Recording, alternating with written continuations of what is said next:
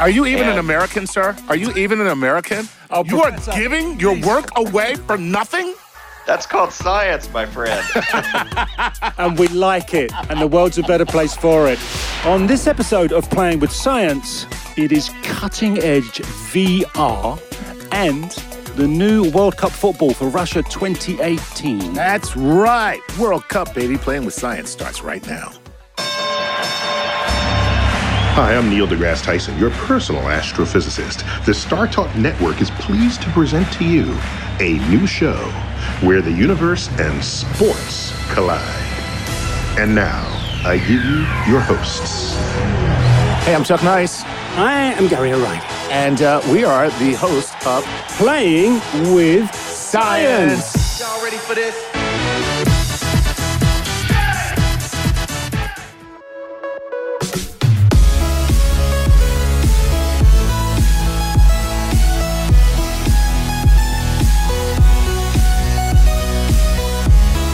Football or soccer, whichever you prefer, has not been shy in embracing technology. Goal line tech and GPS tracking have been staples of the modern game for years. But what is on the cutting edge? What are we going to see in the 2018 World Cup in Russia and beyond? Yes, and beyond is exactly where we'll go for our answers as we talk to Jeff Saunders, CEO of Beyond Sports, a sports tech company that works with current world champions Germany and English Premier League giants Arsenal. I think you know those guys. I do. I'm not an Arsenal fan, but we respect the club most definitely. Right, and giving us a totally unique, well, that was my bias anyway, giving us a totally unique and detailed insight into the official World Cup ball after having put it through its paces is our very good friend, Professor Eric Goff, who has just published a paper on exactly this subject. Yeah, and it's a long one. It is. And very detailed. Yes, Good lots for of him. equations. Yes. Which he will explain and not me. There we are. Right, but joining us first by video call is Beyond Sports CEO Jeff Saunders. Jeff, welcome to the show, sir. Thank you, guys. It's great to be here. Yes. Yeah, always great to have the tech side of sport with us.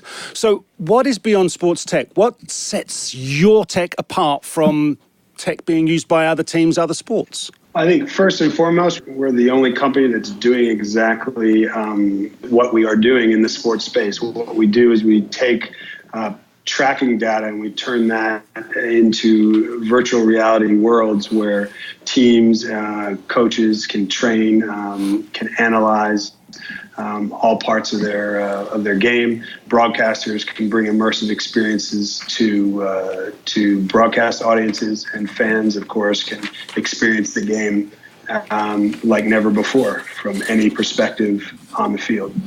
Wow, so you really have created a virtual world for sports. I mean, this is almost every perspective being represented. Now, are you primarily soccer? Or are you doing every sport? We started in soccer, and about three and a half years ago, made a lot of great inroads in Europe with national teams, with leagues, with clubs.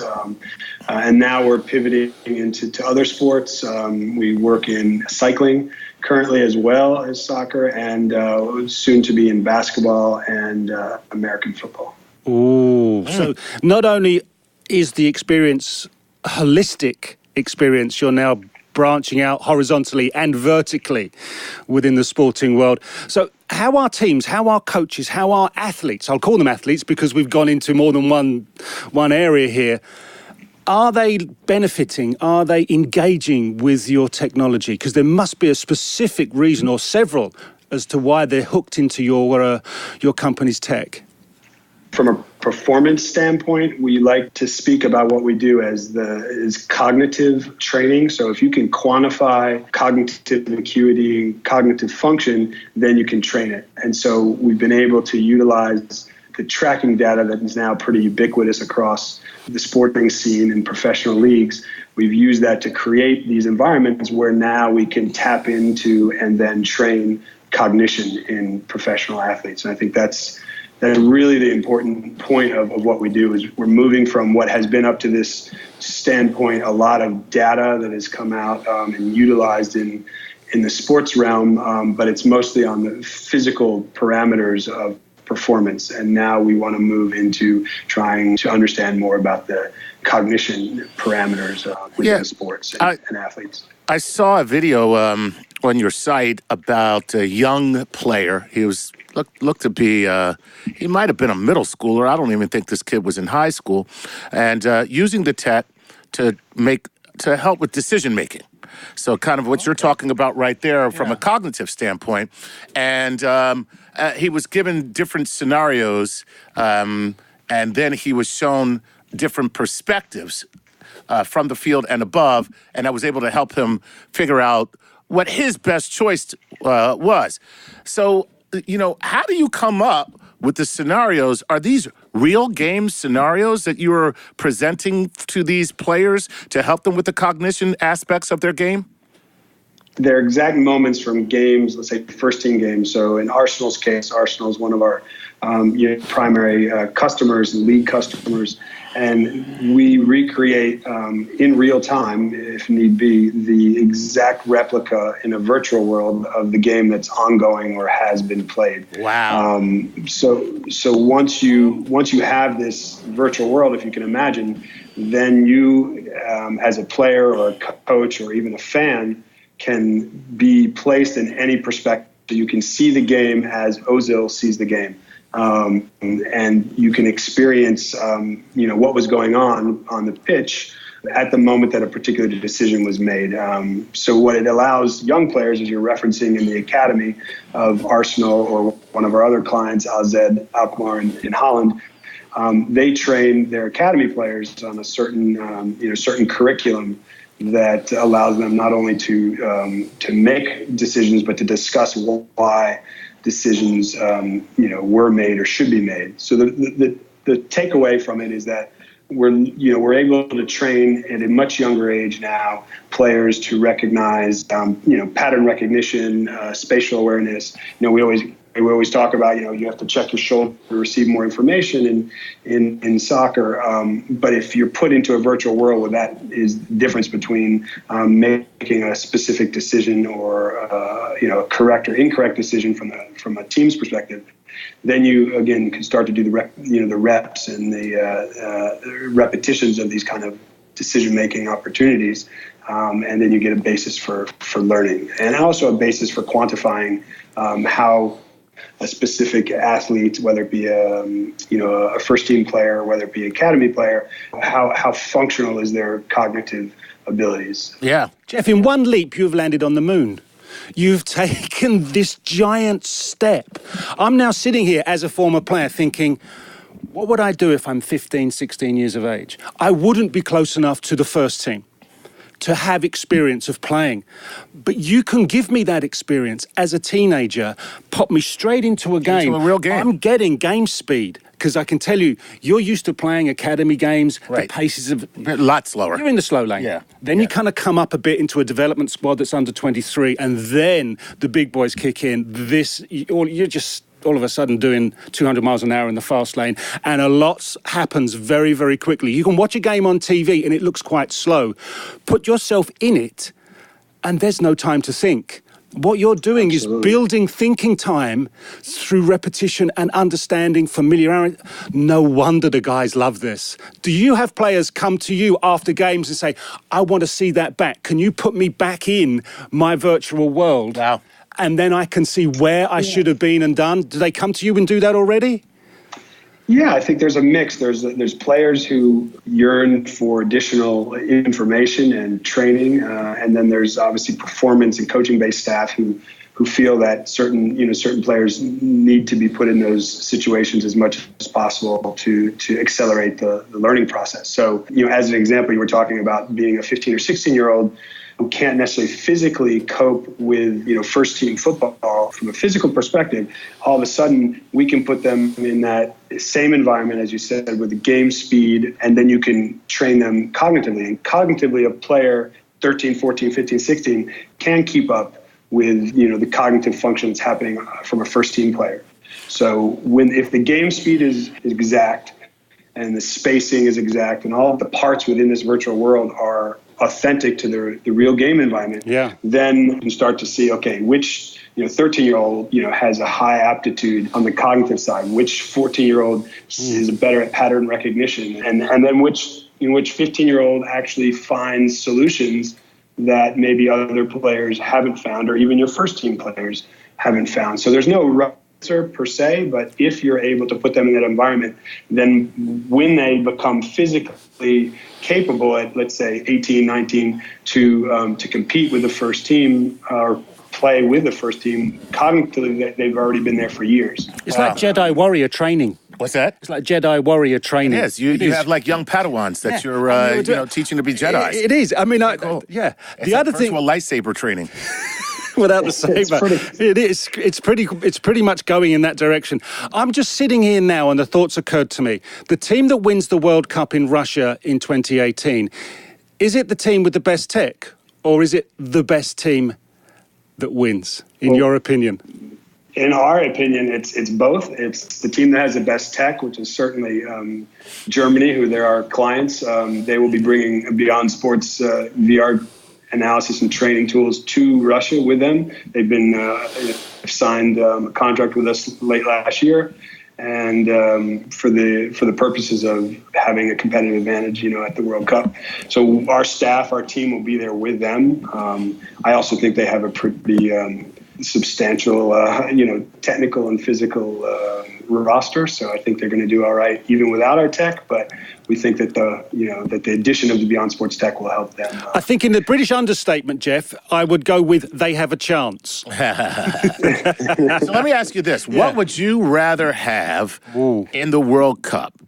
One team thoroughly trained, every scenario, cognitively superior, familiar with every unfolding scenario that could happen in a game.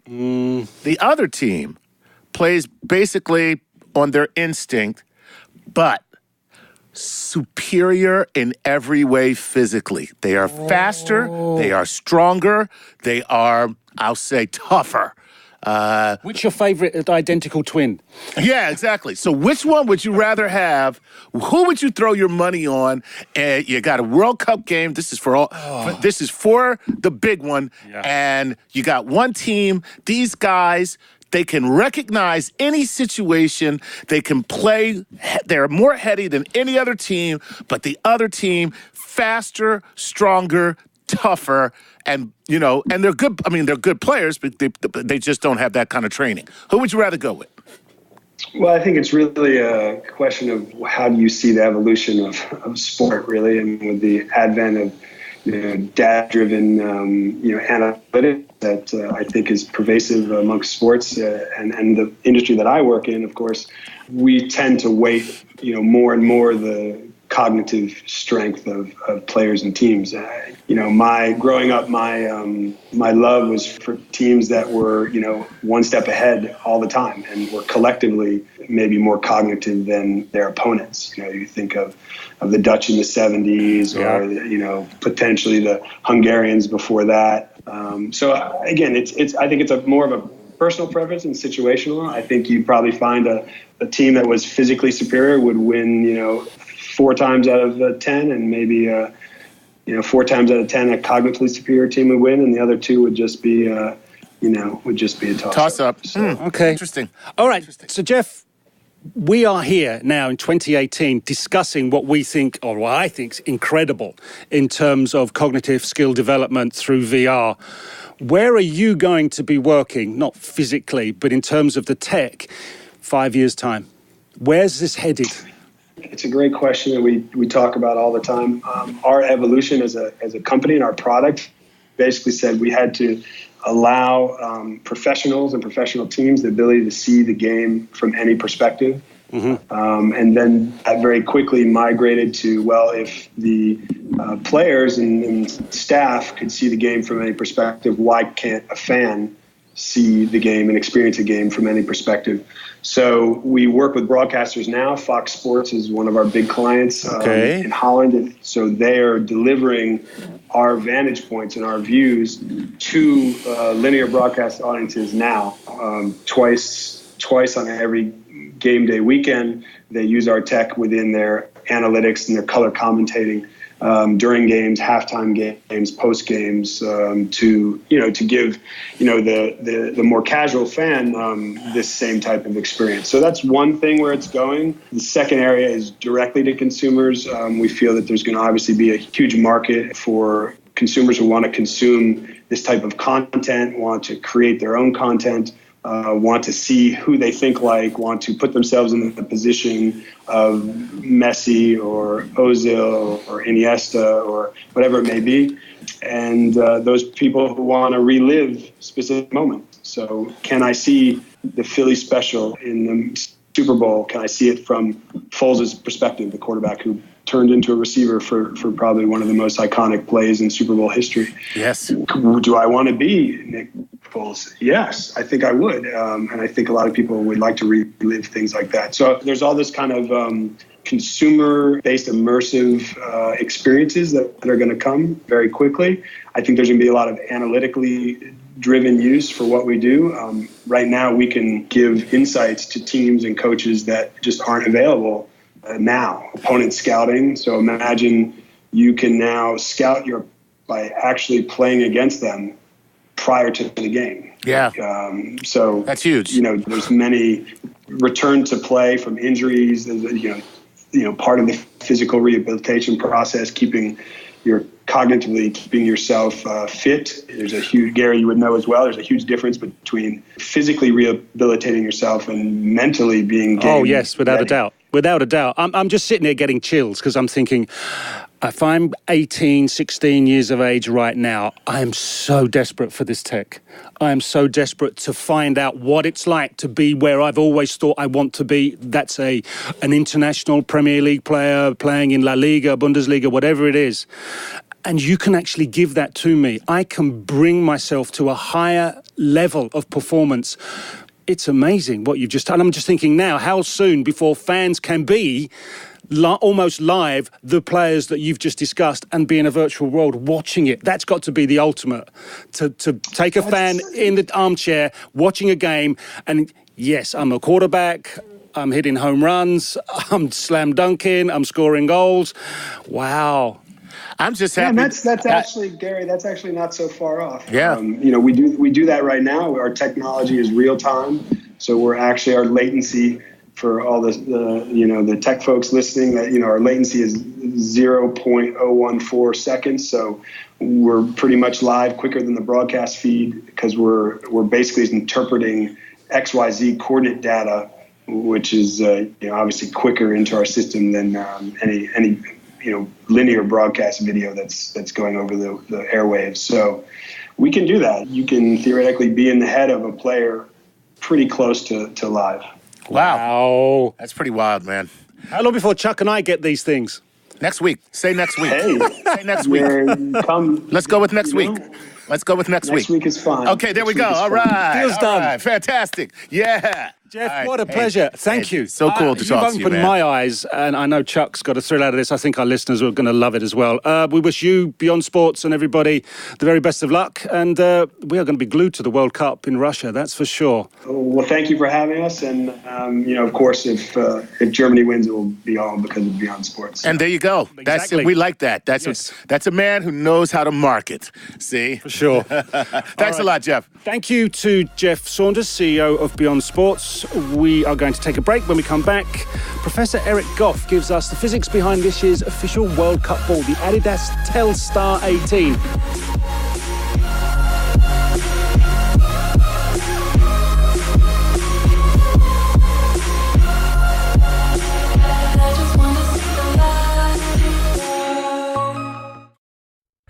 Did you know that StarTalk has an online store? That's right. Our shelves are bursting with copies of our new National Geographic book, StarTalk, everything you need to know about space travel, sci-fi, the human race, the universe, and beyond, along with fan-designed shirts, official StarTalk and StarTalk All-Star mugs, totes, and hats.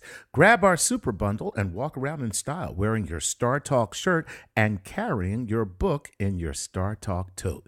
Check out our books, wearables, and more by clicking on Shop at StarTalkRadio.net and have your StarTalk favorites shipped right to your door. Unless, of course, I'm your favorite, in which case I will not be shipped. but I will come by and say hi.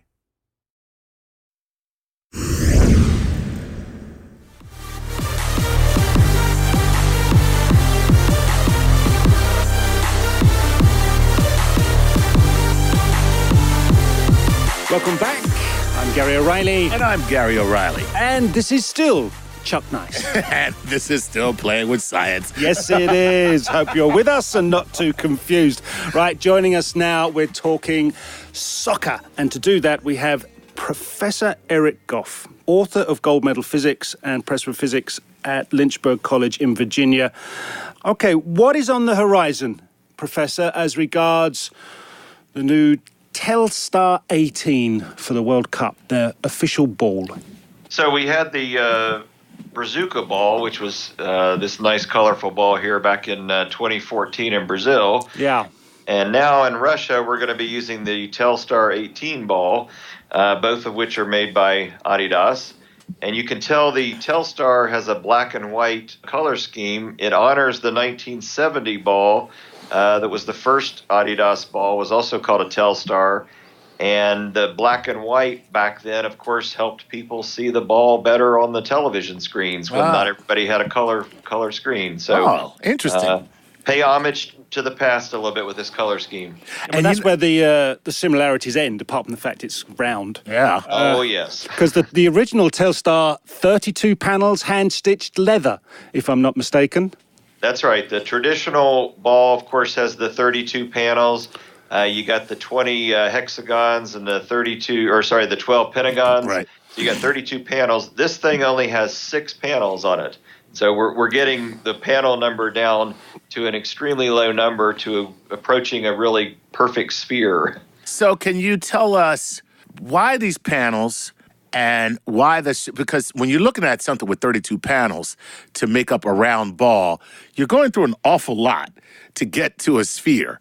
So, the technology wasn't available in 70, and I think there was, the professor might back this up, traditionally, balls came with sort of pentagonal and hexagonal shapes. Okay. And an awful lot of stitching and all for that. Now we have technology when you can thermally seal a ball and make it That's airtight. right. Yeah. These seams are now thermally bonded on the ball. So there's no stitching at all. No, they're not hand-stitched like they used to be. And if you think about how difficult it is to make a sphere out of materials, cloth, leather, whatever it is, it's a challenge. And the old 32-panel design was a pretty good design for a sphere. That's our Epcot Center, the buckyballs, that carbon 60 atom. The spherical balls that we had in the past, that was a very good design, but these very strange panels that we've got now, these circuitous shapes for the panels, help us get down the panel number all the way to 6. So now why panels at all? There are plenty of balls that you look at a basketball.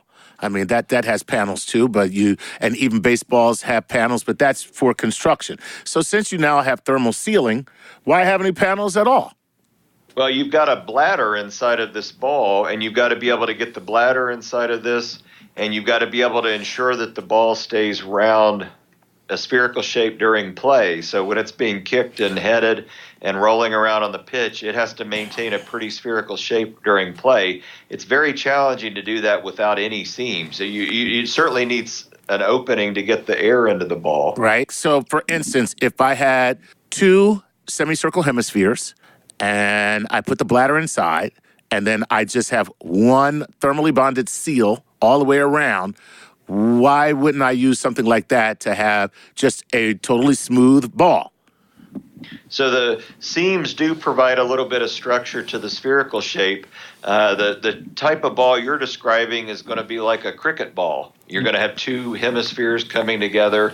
Really good cricket balls actually have an extra seam on them as well. But the seams actually help provide that spherical shape a little bit better. Okay. Once you start denting a panel or something, there's no way for that to get pulled back out into the spherical shape. The thing is, we go back to Jubilani, South Africa 2010. the ball was hated by the players because whether or not the factor of games were being played at sea level and games were being played at a mile high altitude, affecting all sorts of things. But the design of the ball meant it knuckleballed at lower speeds. Am I correct? So the real problem with Jabulani is the so-called drag crisis that Chuck loves. Oh, you know I do, girl. Oh yeah. So you meant like in physics, the drag crisis. In physics. Oh, okay. Because my drag crisis is completely different. We all know that. It's still a crisis. Yes, it's a crisis because my drag crisis is like, now how am I supposed to perform in these heels when these you know they are way too tight? So. And breathe. So the physics drag crisis that we're talking about is where the flow over the ball changes as you increase the ball speed from what's called laminar flow to turbulent flow. Uh-huh. And the problem with Jabulani is that crisis where that transition happens was right in the middle of the speed range where you saw a lot of free kicks and corner kicks. What was the great design of the Brazuca ball 4 years later is that they moved that drag crisis back to a lower speed so that essentially all of the kicks that took place at the corner kicks and the free kick speed range were in this turbulent speed range. So you did not have this transition taking place during the middle of a kick. It looked like a beach ball sometimes being kicked. Oh, yeah, it was horrible. However, the Brazuca has now found itself in another iteration called Telstar 18. We've changed the shape of the panels as we highlighted. That then must mean something to the aerodynamics. All I know is it seems very much as if FIFA, the world governing body, have decided that they don't like the goalkeepers and they like scoreless draws, scoreless games even less. So they're doing their best to make life difficult for the goalkeepers. And the best goalkeepers in the world, like David De Gea and Ter Stegen from Germany, have come out and said, we don't like Telstar 18. Are they being overly sensitive or do they actually have a point?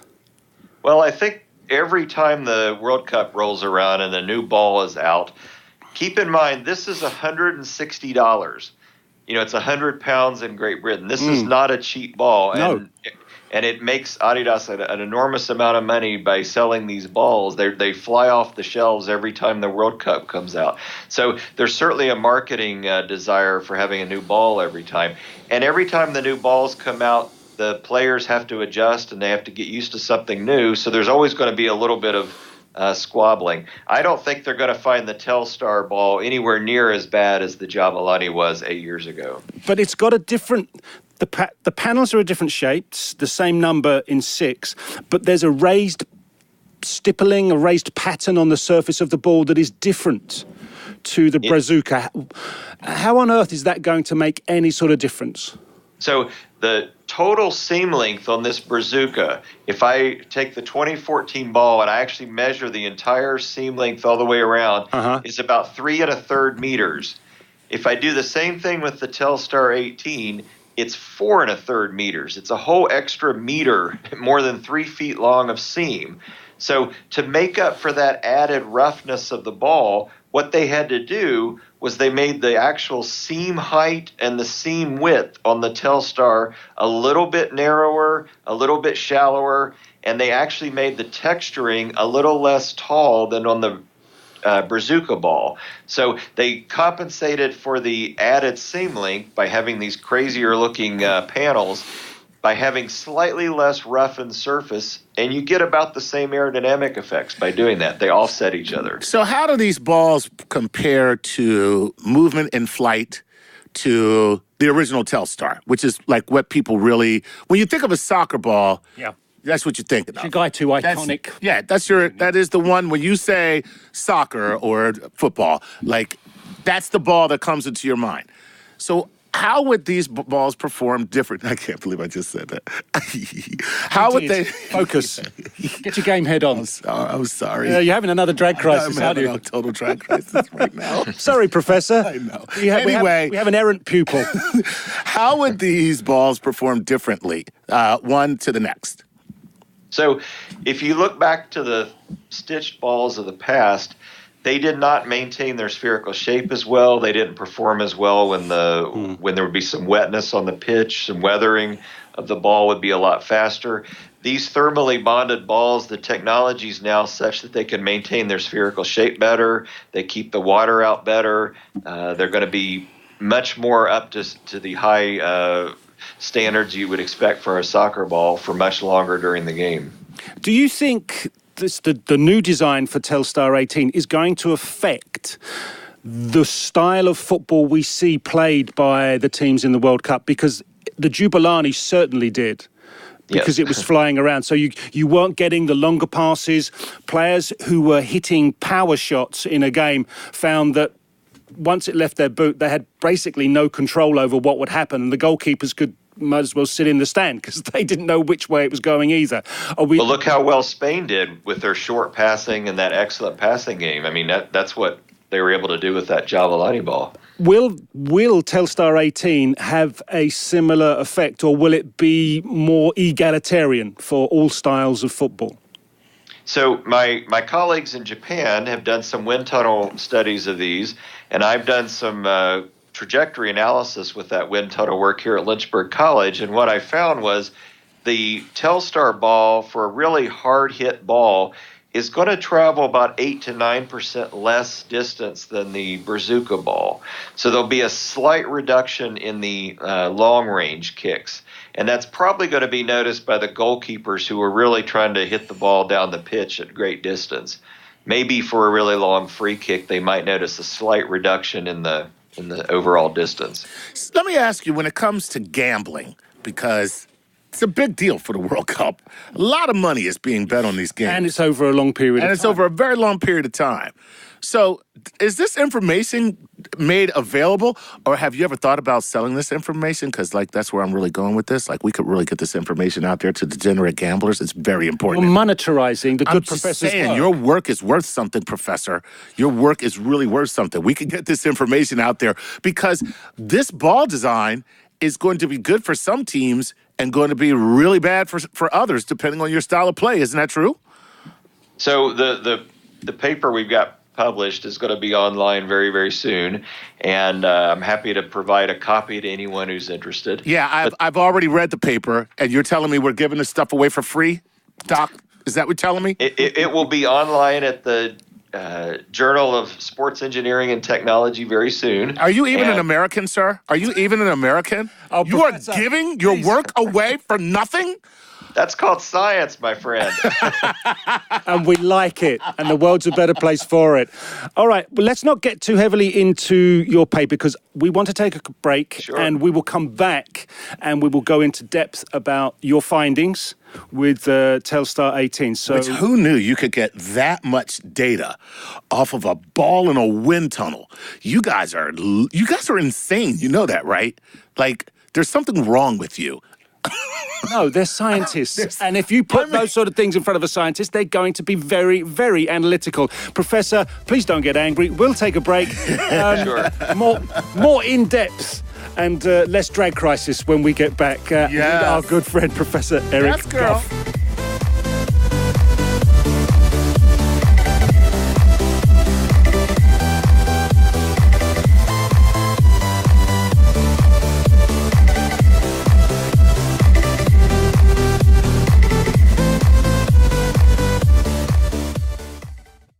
This podcast is brought to you by patrons like you on Patreon.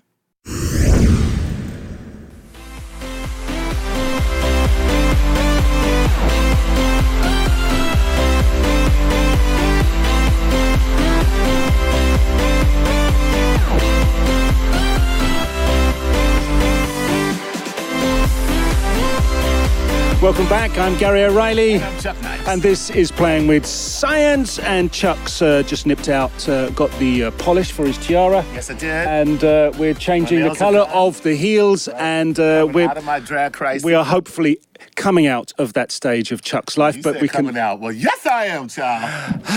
Loud and proud. Okay, we still haven't really come that speed hump, have we? Right. just published a new paper. Let's focus, shall we? This back. is what the good Professor Eric Goff, our very good friend, has done, and it is about Telstar 18, the official World Cup ball for Russia 2018. So there has, as we said, we've got a bit of heritage back to 1970 and Mexico in the sense that it's black and it's white, but that's about it. That's where it ends, right? Yeah. So, Professor, I read in the paper that you sent the ball to Japan. One, why? Two, what kind of wind tunnel can you actually test a soccer ball in? And let me just say, for those who are listening, I'm sorry because I jumped ahead. The professor sent the ball to Japan to be tested in a wind tunnel. They may have had balls already there. And they probably did. Didn't just fly it out. Maybe he didn't fly the ball over. Maybe he just told them, go down to your Japanese Walmart, pick up a Telstar 18, okay, and throw it into your wind tunnel. But what I really want to know, because I've seen wind tunnels and they're cavernous, number one, for the most part. They're used for aeronautics and for cars, and then so you've got cars and all sorts of things. But there we are. But what kind of wind tunnel can you actually effectively test a soccer ball in, Professor? So the beauty of being a scientist is that the one characteristic you need to be good at is you have to be like a child. You have to have things to play with. And when you get something like a brand new World Cup ball, you got all kinds of ideas racing through your head about how you want to test this thing. So my colleagues in Japan will take the Telstar ball, and you have to destroy it. You have to open up the back part of this, attach a rod in it, and then you blow air from the wind tunnel over the ball at various speeds. And what we're looking at is we change the speed of this from a very low airspeed to a very high airspeed on the ball, is we're trying to figure out what kind of drag it feels, if it feels any sideways forces that are going to lead to knuckling effects. And there are certainly some knuckling effects that you're going to get out of these balls when they're not spinning. So to make, in terms of the physics, to make a ball once it's kicked not rotate, you're going to have to put an awful lot of force directly through it, so as it travels almost as a still object. That's right. So if you kick it right through the center, that's going to lead to very little spin. If you move your boot off to the side, off center, then you're going to get the ball to start spinning more. So if I am beginning to strike the ball on either side, I will naturally give it some rotation. And you're saying once I do that as a player, there is a greater capacity for it to knuckle in flight? No, I'm saying it will knuckle when there's very little spin. So even when there's no spin at all, you can still get some sideways movement of the ball because the air comes off the ball slightly asymmetrically. And can we remind our listeners, maybe they didn't hear our other show about the soccer balls that we've done, when you talk about spin, can you give us the breakdown of what spin is doing to a ball as it moves through the air over a distance? So as the ball is spinning, so if it's spinning, if I look down on it, it's spinning counterclockwise, and it's moving away from me. I'm going to see the left side of the ball whipping air back a little farther than on the right side of the ball. It's analogous to looking in the back of a boat at a rudder, and you go to turn the rudder, and you see the wake of the water turning sideways. Well, if the boat pushes the water in one direction, Newton's third law says the water's got to push the boat in the other direction. It's the same thing with the air. If the air comes off the back of the ball in one direction, the air's got to be pushing the ball in the other direction. So if I look down at a counterclockwise spinning ball, it's going to want to go from right to left when I'm looking down on it moving away from me. Okay, so now with my players head on, and you've just given me that information about when I'm curling the ball or when I'm hitting it with so much power it doesn't rotate. If I'm hitting it with power, I am now in a sort of free kick situation, maybe 20, 25 yards from goal, where I am looking not to bend it around the wall or over the wall, but I am looking to basically blast a hole in the back of the net. The sort of thing Cristiano Ronaldo does. And they have the way of striking the ball with the aperture directly onto it, so as it then deforms the shape of the ball. Will we see even more effect? Because that's going to be something that excites the viewers. That's going to be something that gives goalkeepers a fantastically big problem. Yeah, so if you're really kicking for speed and your boot's going mostly through the center of the ball, you're going to get very little rotation. but the surface is not completely symmetric. You're going to get that boundary layer of air separating in the back of the ball slightly asymmetrically, and you can cause the ball to start wobbling a little bit through the air. And yeah, the goalkeepers are not going to enjoy that. So that wobble, it literally is a knuckleball at that point. Oh, yes. Like in baseball, what you call a knuckleball, that's the kind of movement that you're going to get, that kind of, back and forth, you don't know where it's going type of movement. And just like a baseball, a good knuckleball that's thrown in baseball, you want to have a good half a rotation or so on the way to the plate so that you can get certain seams and certain smooth areas exposed to the air alternating. And that's what causes the ball on a knuckleball to wiggle. Kind of wiggle. Same thing with the soccer ball. You get a slight rotation of the ball, and you can change that asymmetry where the ball's air is coming off, and that'll cause it to wobble a little bit. Wow. Did your findings produce anything else? Because I'm just thinking about the mentality of basically every football player. How can I use this to my advantage and win? How can I score goals? How can I make something happen that is advantageous to me as an individual, to us as a team? Did you come up with any other findings you think may have some effect on play or an individual with free kicks? Corners is another one you mentioned. So we've tested balls from the speed range of about 16 miles per hour to about 78 miles an hour. And we've got the whole host of data for the aerodynamic coefficients for these balls. And what I had mentioned before is if you look at the high-speed kicks, the Telstar is going to go a little less far compared to Brazuca for these really long kicks. You can certainly get some orientations of the ball where you get a little bit more sideways movement than some other orientations.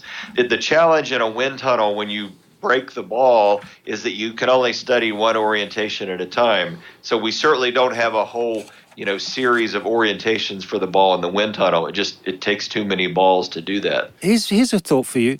Does the ball contain a microchip of any kind? I have heard that you can put, I believe Telstar 18, you can do that. You can have a ball inside of it, and you can actually use a GPS tracker to figure out where the ball is. Because we've encountered this with Wilson, the guys who make the American footballs, and they have that GPS tracking, and therefore you can get telemetrics. I'm just wondering if that technology is inside Telstar 18, who's going to be getting access to it? FIFA or the countries that are playing? Or is it... I don't know. It's very difficult to get the technology information from Adidas because, of course, their information's proprietary. Right. And, they don't want the world there's your to answer. know. I think you just answered the question. Yeah, I mean... Adidas is the one that's going to end up with all the information. Anybody with a conspiracy theory mind will tell you now that if there's technology inside the ball, someone's going to be trying to find a way to hack it. Yeah. You got to. Are you kidding me? And you know who's going to do that? Tom Brady. Come on. Come on. You've changed sports and blamed Brady. You think the little GPS is going to start deflating the soccer ball just here? Okay. Enough. So just deflation, direction. Oh, dear. Come on. If there's tech in there, someone's going to be thinking, I want to hack I gotta this. hack It's that a challenge. Someone somewhere's thinking, I'm up for this challenge. Even if they don't need the information, somebody's going to hack it just for the hell of it. You know that. Isn't that right? Yeah. Hey, why change the ball at all? Yeah. What the hell is happening that they do this why? Well, I think the professor touched on the fact Money. that... Thank you. Really? Really That's big money. So how many balls are manufactured a year? As a question, I've just thought that and thinking you may not know, but do you have an idea, rough ballpark figure? Ballpark figure. Well, I mean, you got to think you got 1 billion people watching the World Cup or that are certainly interested in it. And, I mean, even if you take it down to a percentage 1%. or so, you're talking about hundreds of thousands of these balls that are going to be flying off the shelves at $160 a pop. Hey, listen, it makes sense to me. I mean, the NFL received a little flack as teams. There was a point where all the teams were changing their uniforms. Yeah. And then they figured out, they're not updating their uniforms.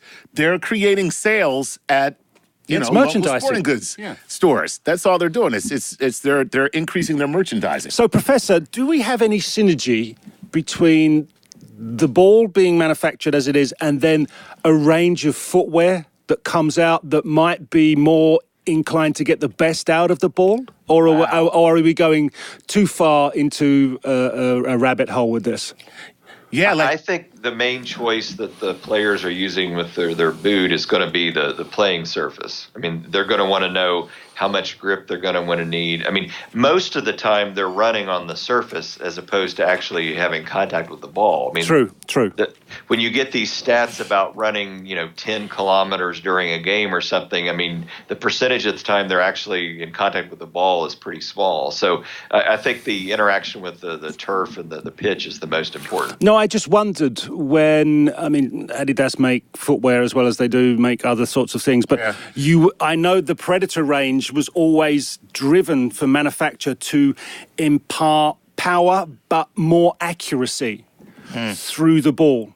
So I just wondered if there was this sort of connected thought process that new ball, new boots, but the boots will be more beneficial used with this ball. If you use with that ball, that's a good idea, actually. And guess what? Now that you said it, they'll probably do that. They've probably done another that. moneymaker.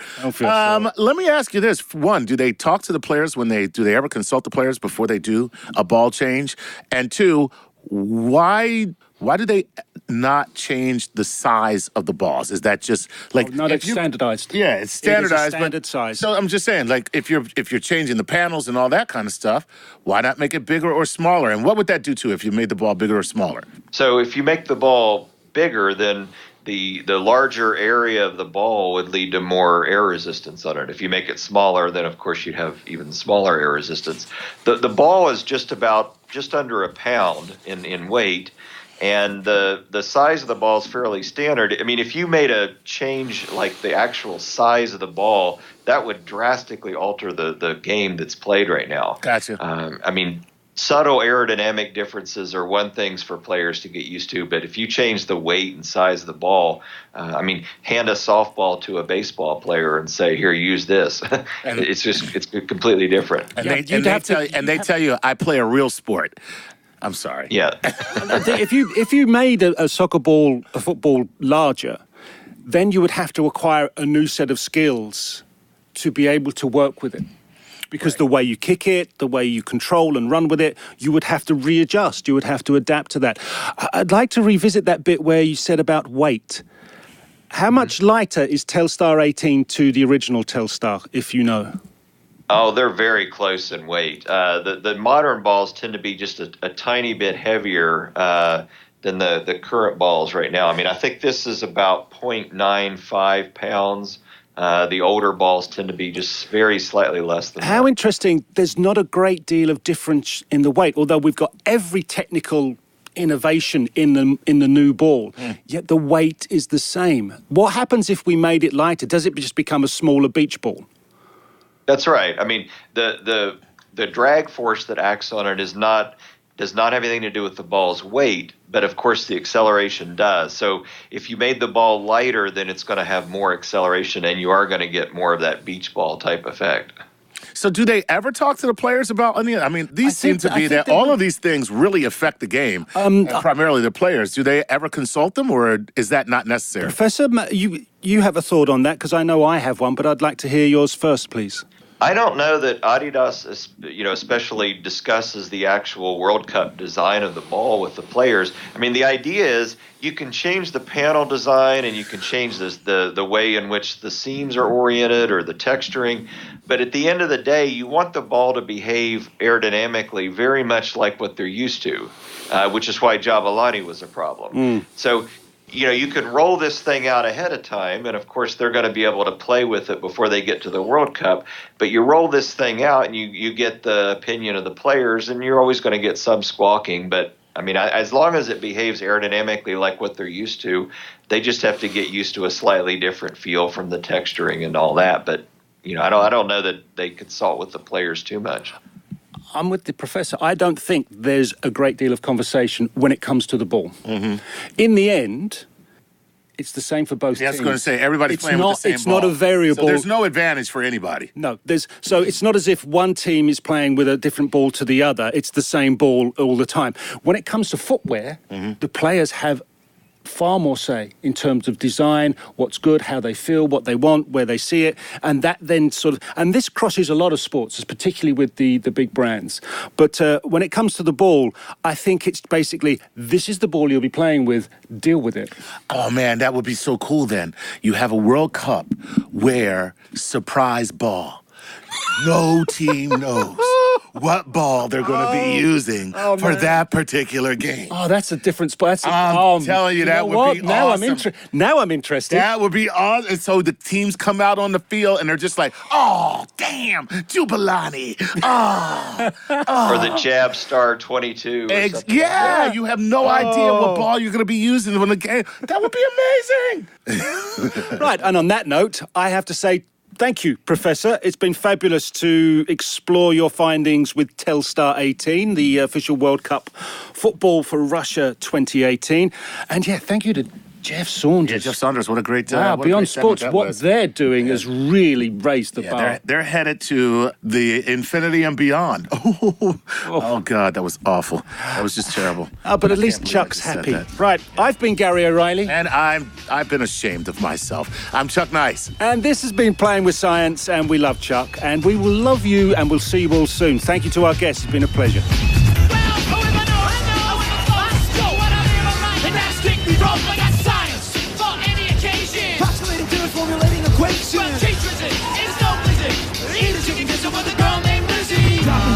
Like Galileo dropped the orange.